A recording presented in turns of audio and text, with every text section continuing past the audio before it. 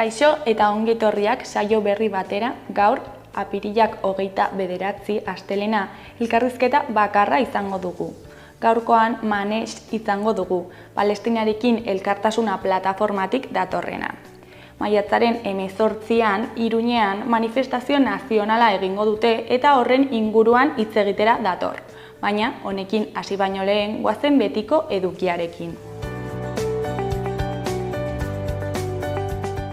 Goazen orain gaurko efemerideekin. Gaurko egun batean, 1985ean Espainiako buelta hasi zen. Urte batzuk geroago, 1945ean Dachauko kontzentrazio esparrua askatu zuten. Egun berean, baina 1975ean, 14 urtez Amerikako Estatu Batuekin gerran egon ondoren armistizioa sinatu zuten Vietnamen. Eta bukatzeko 2003 urtean, Udalbiltzako 8 kide atxilotu eta haren egoitzak ixteko agindu zuen Garzón epaileak. Gaurko lerroburuak ikus ditzagun orain.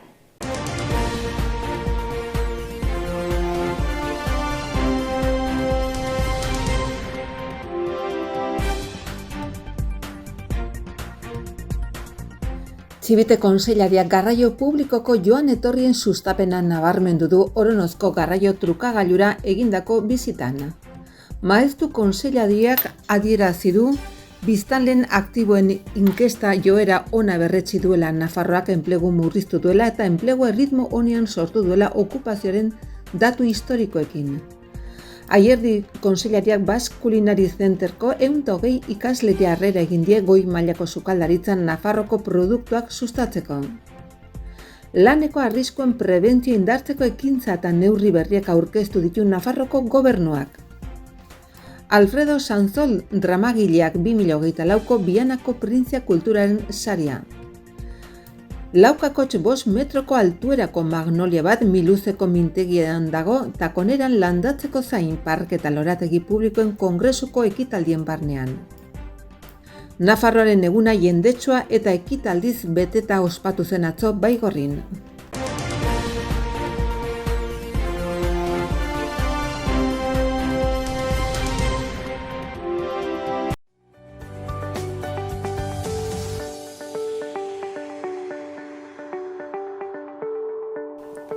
Aste honetarako agenda ikusiko dugu. Larunbatean, alde batetik, Julia Fernandez Zabaletaren pastorala egingo dute San Francisco Eskola Publikoan. Julia Fernandez Zabaleta pastorala sortu du Zaldiko Maldikok eta 2 egunetan taularatuko dute San Francisco Eskolan. Maiatzaren 4ean arratsaldeko 5etan izanen da eta maiatzaren 12an goizeko 11etan.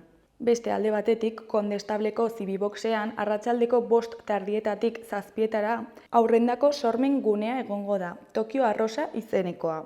Lantegiotan aurrek hainbat teknika eta material izanen dituzte langai beren marrazkiak landu eta aurkitzeko, bere sormena garatzeko eta era berean lantegi bakoitzean dauden sorpresa ugariak topatzeko. Larunbatean baita ere, Jus Larrotxako zibiboxean 6 tardietatik 7 tardietara arte pailazokeriak izeneko magia eta zirku saioa egongo da. Estilo klasikoan diharduten pailazo peto-petoak dira, kloun batekin eta Augusto batekin. Elkarri ziria sartu nahian dabiltza, hainbat egoera batregarri sortuta. Horra ikuskizunaren funtsa. Jende guztiarentzako lan horretan elementu asko nahasten dira. Hala nola, kloun, pantomima, partaidetza antzerkia, objektuaren antzerkia, maskarak eta beste.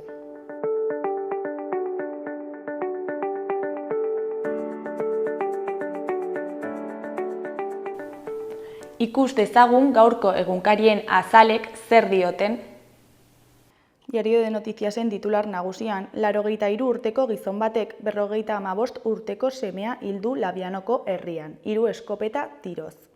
Angel Maria Etxeberria atxilotu dute krimena aitortu eta bere burua defendatzeko egin zuela ailegatu ondoren, labana batekin mehatxatu baitzuten. Biktimak izen berekoa bera harreman gatazkatsua zuen aitarekin eta sarritan izaten zituzten eztabaidak. Argazki nagusian, Moi Gomezek Sergio Ruiz Granadako erdilariaren presioa jasotzen. Titularrean, erorketa librean. Osasuna gol zaparradarekin irten da Granadatik eta 5 porrot jaso ditu 6 partidatan. Erdiko berrian, Ibarrolak hartu du agintea UPN-en. Azken 40 urteetan barne babes txikiena jaso ostean. Goiko berrian, Sánchezek bere etorkizuna argituko du gaur eta Alzorrizek dimisioaren zai ez egoteko esan du. Ezkerreko berrietan alde batetik Baigorri kolorez, musikaz eta alaitasunez bete zuen Nafarroaren egunak. Beste alde batetik Tomas Urzaingiren ustez, hobekuntza agerian uzteko unea da. Azkenik, Adonak 2023an izan zituen 13.137 odol emaileetatik 204 omendu ditu. Diario de Navarraren titular nagusian, Ibarrolak UPN-ren lidergoa hartu du 81%ko babesarekin. Gobernua eta Iruña helburu parte hartze txikiko kongresu baten ondoren. Argazki nagusian, ikertzaileak atzo goizean gertakariak izan ziren etxeko atearen ondoan. Titularrean 83 urteko gizon batek 55 urteko semea hildu Labianon. Biek etxebizitza partekatzen zuten eta aitak eizarako eskopetarekin tiro egin zion Angel Maria Etxeberria Salinas semeari, eztabaida baten ondoren. Erdiko berrian, Espainia Sánchezen erabakiaren esperoan. Gobernuko presidenteak gaur iragarriko du 5 eguneko hausnarketaren ondoren karguan jarraituko duen edo utziko duen. Beheko berrian, 2000 erromesek Uxueko ama Birjinarenganako debozioa berritu dute. Urdin koloreko berrietan batetik Osasunak norabidea galdu du eta 3 gol jaso zituen Granadan. Bestetik San Juanek porrota egin zuen eta 3. mailara jaitsi zen. Azkenik, Zabaleta aukerarik gabe buruz burukoan. Gara egunkariaren titular nagusian, PSOEk babesa berretsi dio Sánchezi, erabakiaren zain dagoen bitartean. Pedro Sánchezek Espainiako gobernuaren buru izaten jarraituko duen ala ez iragarriko du gaur, gobernuaren eta bere alderdiaren pisu astunek babesa ematen dioten bitartean, amore ez emateko konbentzitzeko. Argazki nagusian, atzo, Nafarroaren eguna Baigorrin. Titularrean, murruak eraisteko herri olatua aldarrikatu dute Baigorrin. Beheko berrian, Ibarrolak taldea egiteko deia egin du, UPN-ko presidente izendatu ostean. Ezkerreko berrietan alde batetik Pablo Gonzalezen askatasuna eskatu dute Nabarnizen. Beste alde batetik, Arruiz de Infante eta L. Galeanoren hitzetan, bikote gisa bat egin dugu, eta hortik dator gure garaipena. Euskal Herria Irratiaren titular nagusian, geroz eta langile gutxiagorekin, geroz eta lan zama handiagoa dago landabenen. 2 eguneko greba deialdiarekin egin diote lan asteari Volkswagenen. Gaur, astelenean, CGTek deituta bihar asteartean berriz elak. Lan alorreko Osasunaren nazioarteko egunaren harira landabengo lantokian bizi dituzten lan baldintza kaskarrak mahaigaineratu nahi dituzte horrela. Eskuineko berrietan alde batetik hoberena emaitza. Osasunak 3 eta huts galdu zuen Granadaren aurka. Atzo arratsaldean Los Carmenes futbol zelaian jokaturiko norgehiagokan. Porrot horren ondotik gorritxoak 11garrenak dira sailkapenean, 39 punturekin. Beste alde batetik, inoizko babes txikienarekin berritu du UPN-ek zuzendaritza. UPN-ek egin du bere 13. kongresua.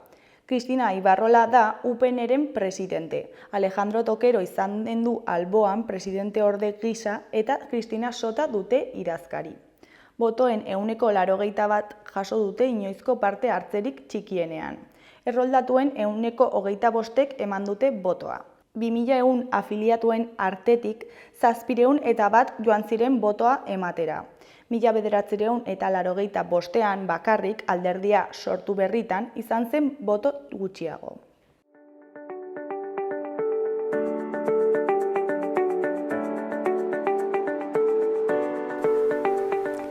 Gaurko eta biharko eguraldia ikusiko dugu. Gaur, astelena, hodeiak eta urdinguneak tartekatuko dira orokorrean. Mendebaldean, ostarteak gailenduko dira eta tarteka eguzkitsu egongo da. Ekialdean aldiz, hodeiak izango dira nagusi eta tarteka euri txikia egingo du. Goizean, haizea iparraldetik finkatuko da eta arratsaldean indartu egingo da, bolada gogor batzuekin. Temperatura maximoetan aldaketa handirik ez da espero. Asteartean, udaberri giroa izango dugu eta egunaren hein handi batean eguzkitsu egongo da. Arratsaldeak aurrera egin ahala, hodeiak ugarituz joango dira eta arratsalde gau partean zerua oso hodeitsu egongo da. Horrekin batera, zaparradak botako ditu, batez ere mendebaldean. Eguna hotzetik hasiko dugu barnealdean, baina temperatura maximoak nabarmen igoko dira eta txoko batzuetan 20 graduak gaindi daitezke. Hego haizea ibiliko da, eguerdian kostaldean brisa. Arratsaldean haizeak mendebaldera egingo du eta indartu egingo da.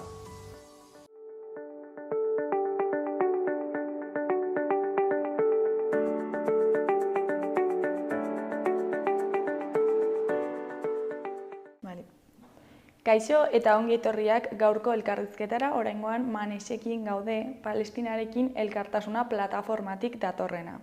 Kaixo, zer moduz? Kaixo, egunon, ongi, mila esker gonbidatzeagatik, aldez aurretik. Zuri etortzeagatik. Maiatzaren 18rako manifestaziorako deia egin duzu, ezta?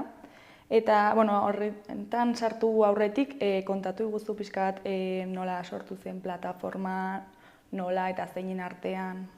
Bai, Palestinarekin elkartasuna plataforma sortzen da urrian, urriaren 7an Palestina Erresistentziak iniziatiba hartu eta gerora Israelgo estatuak abiatzen duen ofentsiba ikaragarriaren testu inguruan, bai sortzen dugu zenbait Euskal Herri mailako kolektibok eta baita zenbait kolektibo lokalek ere, eta batez ere helburu duena elkartasuna zentzu zorrotz, politikoki zorrotz eta kontsekuente batean bideratzea, batez ere gatazka termino historikoetan kokatuko zituena, arduradunak eta kokatuko zituena, eta guk ditugun eginkizunak ere zehatzean kokatuko zituena, hain zuzen ere ikusten genuelako hasiera hartan beste zenbait planteamenduk berdintzen zituztela zapalduen eta zapaltzaileen arteko biolentziak, eta ikusten genuen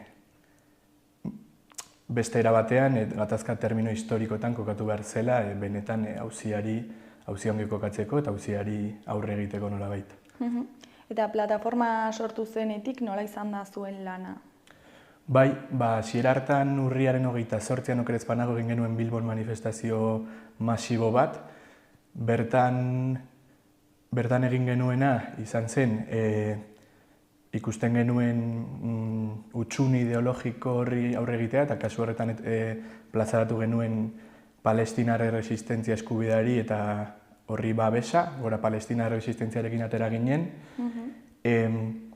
Gero bigarren manifestazio batzuk, egin genituen azaroaren 11an handik 2 astetara, egin genituen Euskal Herriko 5 herrialdeetan, Bilbon, Gasteizen, Iruñan eta Hendaiatik Irunera egin genuen beste manifestazio batean, eta horria planteatzen genuen konplizei aurre egiteko beharra eta batez ere inbestidura testuinguru bat zenez Palestinar, Israelen ustezko erresistentzia eskubide horri eta Israelen babesean agertu zen gobernua eta inbestidura blokea seinalatu genuen, nolabait arduradun bezala eta gertatzen ari zen genozidio horren babesle bezala. Orduan hor alderdi politikoi egin genien batez ere seinalatu genituen, baina hortik aurrera ere bai, urtarrilaren 27an jarraitu genuen konplizeak seinalatzen, eta nolabait konplizeak seinalatzea izan da guk gure buruari jartzen diogun eginkizunetako bat, elkartasuna adierazteaz batera, hemen gure artean ditugun konplizeak ere seinalatu behar ditugu, nahi badugu benetan lan eraginkor bat egin, eta orduan urtarrian zehar kanpaina bat abiatu genuen konplize ezberdinak seinalatzeko, CAF enpresa izan zuena nolabait erdigune bezala, Euskal Herriko kasu paradigmatiko bezala, baina beste Nafarroan ere, Metorresen aurkako kanpainatxo bat eta salaketa batzuk egin genituen, beste prentsaren paper ideologikoaren aurkakoak, eta bar. Eta, bueno, orain ikasturtearen azken aldi honetan zentratzen ari gara Palestinaren aldeko lana Israelen aurkako lanarekin edo borrokarekin bateratzeko beharra mahai gaineratzen. Eta pixka bat hori izan da plataformaren papera, nolabait Euskal Herrian auzi honekiko erantzuna termino egokietan eta benetan epe luzera noski, baina soluzio politiko erroko bat plantatu dezaketen auziak mahai gainean jartzen. Palestina resistentziari babesa, konplizeen seinalamendua, Israelgo estatuaren suntxipenerako edo aurkako borrokarako deia, eta pixka bat hortik egin dugu gure lana. Eta, bueno, denok egin dugu pixka bat gertatzen denaren jarraipena, baina orain nola dagoan egoera? Orain nola dago, orain dela gutxi Rafan Gazako zerrendaren edo Franja de Gaza ezagunaren hegoaldean Israelek asmoa dauka edo esaten ari da hori bombardatuko duela, ustez jarraitzen du Hamasen aurkako gerraren erretorika horrekin, eta oraindik ere hor daudelako Hamaseko militanteak, baseak eta hor dago ezarrita, eta nolabait akaso herrialde guztiei ez ari interesatzen, estatu batuek jokatzen ari dira erdibideko paper bat, eta atzeratu edo bombardaketa hori berme batzuekin egin, edo muga batzuk jarri, eta orduan badirudi hor negoziaketa batzuekin daudela. Bitartean, nolabait Israelek estatu batuen eta bloke occidental osoaren babesa lortzeko saiatzen ari da beste herrialde batzuk sar daitezen gerran, ikusten ari gara Iranen aurkako bombardaketak Israelei interesatzen zaiolako Iran eta beste herrialde batzuk bere aurka jarri eta nolabait gatazka zabaltzea eta aurkeztea bere aurkako eraso bezala, bere aurkako arrisku existentzial bezala, nolabait justifikatzeko bere erasoaldiak, ondorengo erasoaldiak, eta akaso Gazatik nolabait ikusmira edo fokoa hortik kentzeko, eta orduan, nolabait bi zera horrekin dago, bukatu nahi du Gazako sarraski lan horrekin, Palestinarrak Egiptora edo beste leku batzuetara bidali, baina baita ere nolabait arrisku existentzial ikusten duen inguruko zenbait herrialde edo fakzio batzuekin ere borrokan sartu nolabait mundu occidentalaren aurrean, defentsa eskubidearen hori berriz mahai gaineratzeko eta ez itxura emateko ez dela eraso unilateral eta bortitz bat, baizik eta bere existentzia arriskuan dagoela, eta orduan pixkat hor eta aldi beran ere blokeo humanitarioarekin, orain ikusi dugu flotillaren auzi hori, askatasunaren ontzidia ezin izan dela sartu Gazan eta itzuli behar izan direla edo itzuliko direla orain egun hauetan beren etxeetara, eta ikusten dugu hor, ez aurrera eta ez atzerako egoera batean dagoela arazoa, dagoela auzia, baina Israelek ez du irudi etengo duen guzti hau. Eta egoera hau, azken aldian gertatzen ari den zerbait dela dirudi, baina aspalditik datorren zerbait da, ez da? Noski, eta hori izan da ere bai guk plataforma aurrian aurkeztu genuenean, mahai gaineratzen genuen auzietako bat, bazirudien erresistentziak erarmatuan iniziatiba hartu izanagatik, bazirudien hor hasten zela dena eta kontuan hartu gabe hamarkadetako genozidio, garbiketa etniko eta biztanleriaren ordezkapen prozesu odoltsu eta violento baten ondorio dela guzti hau eta noski. Eta erresistentzia zapalkuntzak ekartzen duela. Eta orduan, hau basan daiteke 19. mendetik, mendaren amaieratik datorren gatazka bat dela. Eta zergatik dago hain presente orain, edo zure ustetan? Bueno, pues, hain presente dago hain zuzen ere, eta nik uste dut ere resistentziak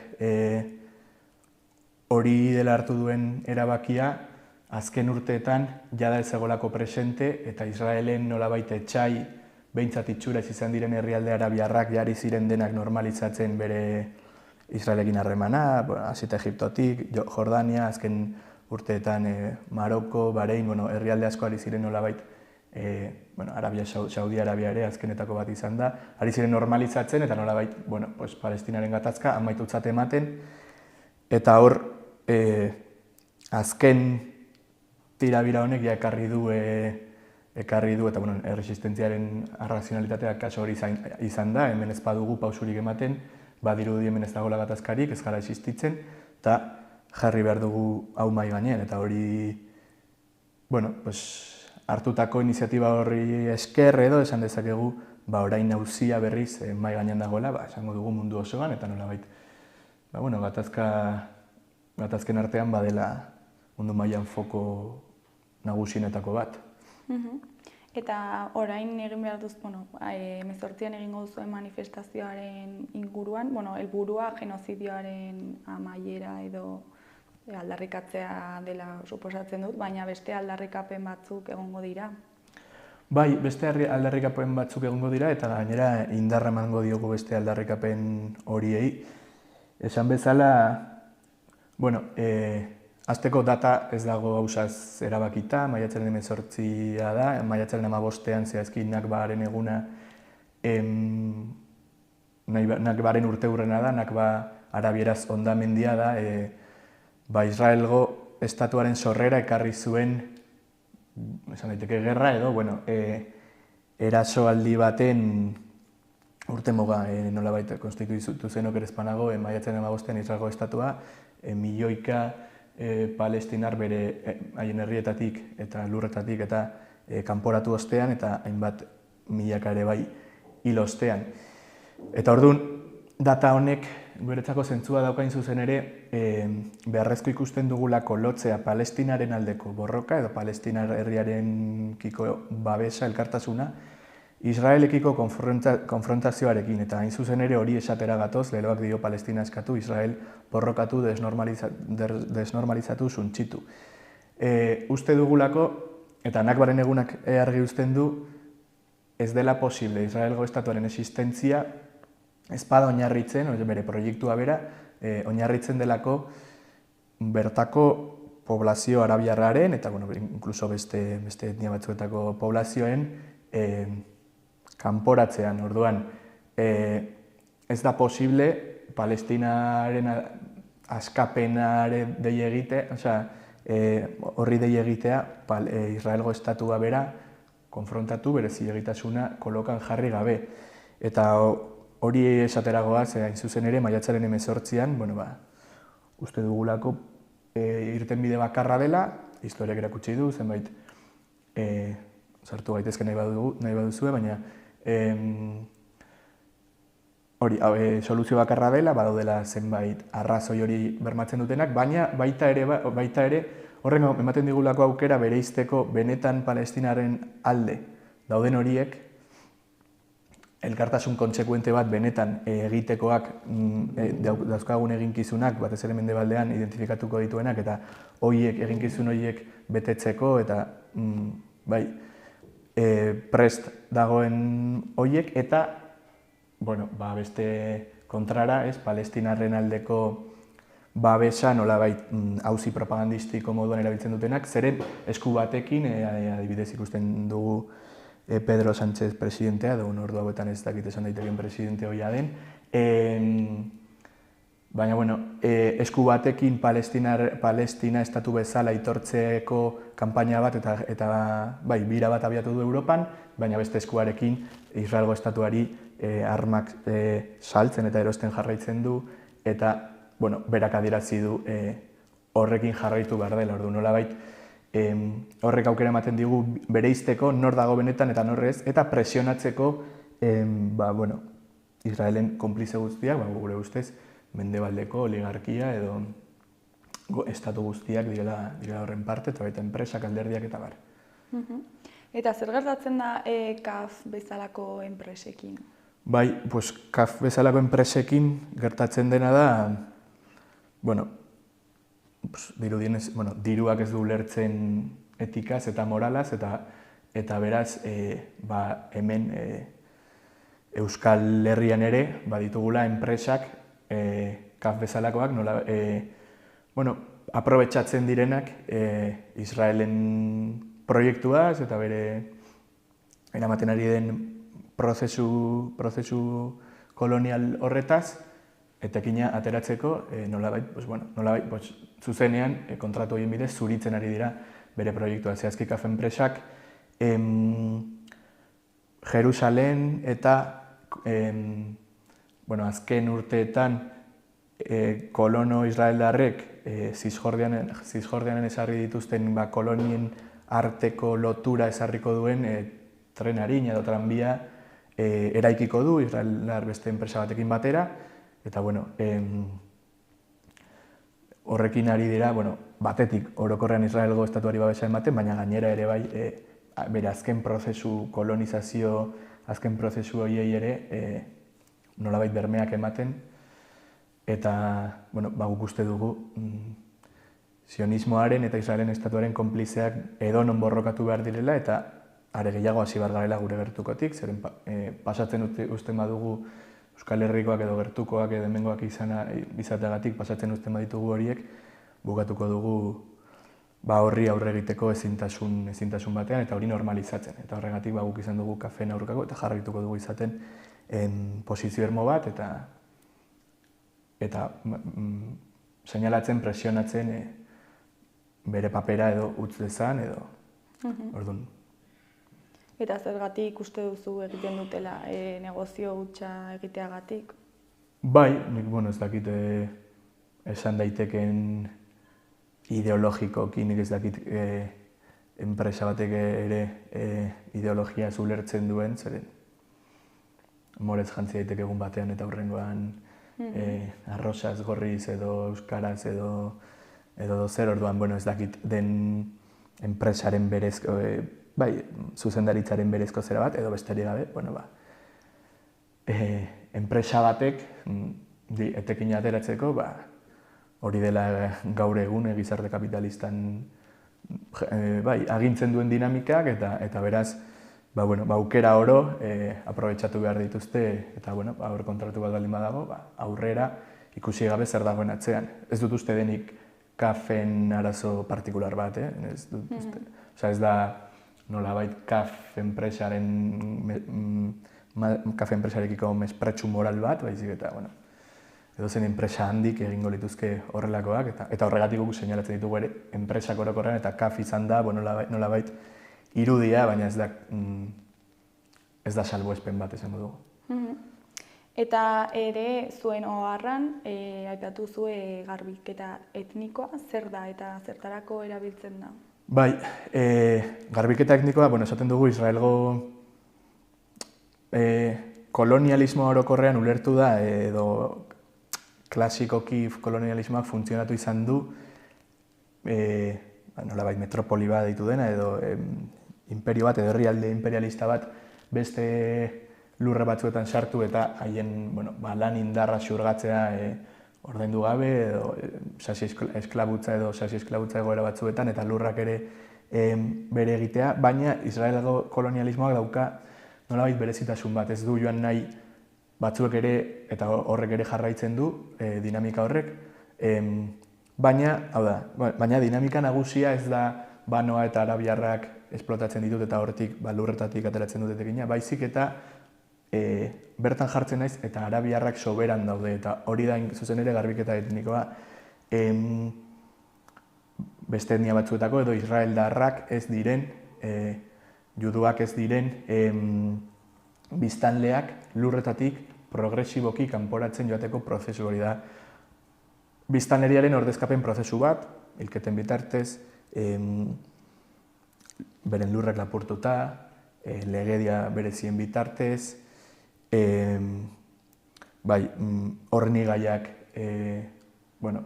agian uzten dizut hemen egoten, baina ez dizut blokeatzen dizut edo zein horri garen sarrera, eta beraz hori da. Eta beraz, joango zara gutxi gora bera, gutxinaka lurra uzten eta niretzat uzten. Orduan hori da garbiketa etnikoaren prozesua. Eta, nola baldatzen duzue orain arte egindako manifestazioak Euskal Herrian zehar? Bai, ziren esan duanarekin lotuta. Guk oso ongi baloratzen ditugu, eta uste dugu, Palestina nolabait auziarekiko bai Euskal Herrian eta baita mundu mailan ere elkartasun keinu eta elkartasun adierazpen handiak egon direla, eta hori, positiboa da. Ikusi dugu Europako herrialde araberretan, Europako hiriburu askotan orain ikusi ditugu manifestatzen unibertsitateetan, estatu batuetan, eta baita Euskal Herrian ere, egon dira dinamika orokor batzuk, egon dira dinamikak ere herri askotan mobilizatu dira, eta jarraitzuten mobilizatzen astero, eta guk hori begionez ikusten dugu, baina esan bezala guretzat arriskua da eskutik joatea Palestinaren alde dauden horiek, baina Israeli aurre egiteko konpromesurik ez dutenak eskutik joatea, eta beraz, nolabait, zenbait mobilizaziok bete dezakete nolabait gure gobernarien ahotsa indartzeko funtzio bat, eta ez haiengandik bereizteko. Eta hori da guk hain zuzen ere horregatik esaten dugu. Israelen alde egotearen, Palestinaren alde egotearen txamponaren beste aldean egon behar du beste horrek. Eta hain zuzen ere gu horretarako sortu gara, nolabait eginkizun horiek argi seinalatzeko, eta hori da guk uste duguna faltatu izan dela mobilizazio horietan, zeren nolabait elkartasuna adieraztea, esango dugu, kasu honekiko erabat gizatiarra da, oso sektore ideologiko zehatzetan egongo da Israelgo genozidioaren aldeko autu argi bat, baina uste dugu ez dela nahiko elkartasuna adierazte horrekin, zeren ikusi dugun bezala impotentea izaten ari da, eta uste dugu horren oinarretako bat da, gure etxean ditugun lagun horien eskutik joan gaitezkeela, edo agian ez goaz eskutik, baina ez diegu konplize horiei aurre egiten, eta orduan, nolabait, arriskua dago bihurtzeko, haien ahotsa edo haien konplize itxura hori, nahiz eta itxurakeriak mantendu, propagandaren postureoa. Hori da, hor sartu gaitezke, eta horren guk uste dugu bereizketa hori joan behar garela ematen. Palestinarek elde egoten bagara, baina zein da irten bidea eta nor dagoen alde eta nor ez, eta hori da pixka guk egiten dugun balorazioa. Eta nola ikusten duzu Euskal Herrian eta bereziki Nafarroan gai honekiko kontzientzia edo? Bai, mobilizazio indartsuak egon dira, nik uste dut badagoela kontzientzia berezi bat, eta palestinarrekiko, baita Sahara eta beste herri zapaldu batzuekiko elkartasunak baduela presentzia Euskal Herrian, eta hori, esan daiteke lan politikorako eta sustratu ezinbesteko bat dela, baina beti ere elkartasunan nik aipatutako edo guk aipatzen dugun zentzu horretan bideratzen joaten bagara.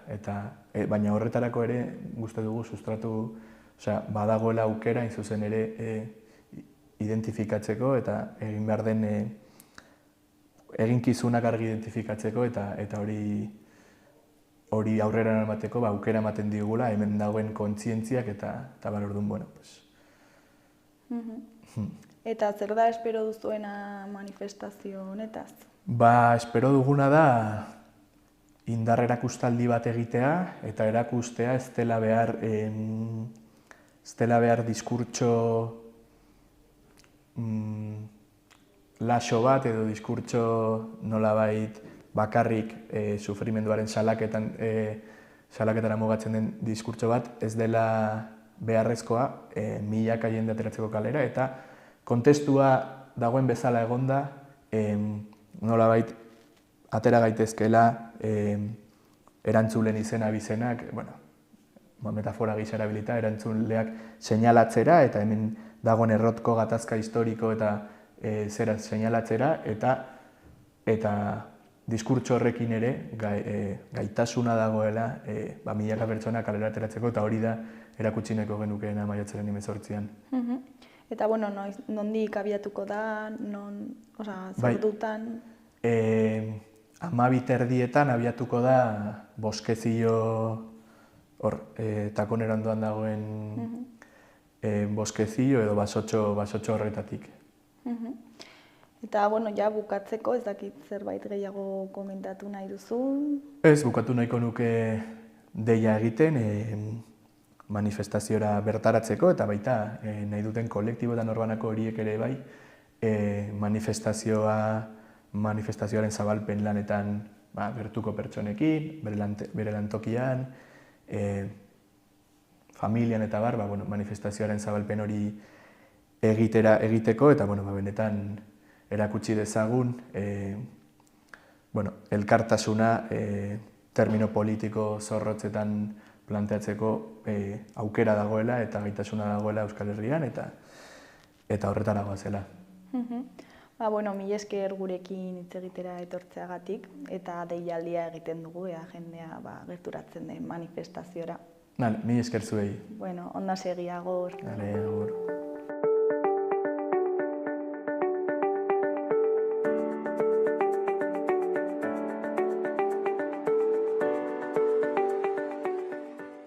Gaurkoz, hau izan da dena, bihar itzuliko gara elkarrizketa eta eduki berriekin. Ondo izan, agur.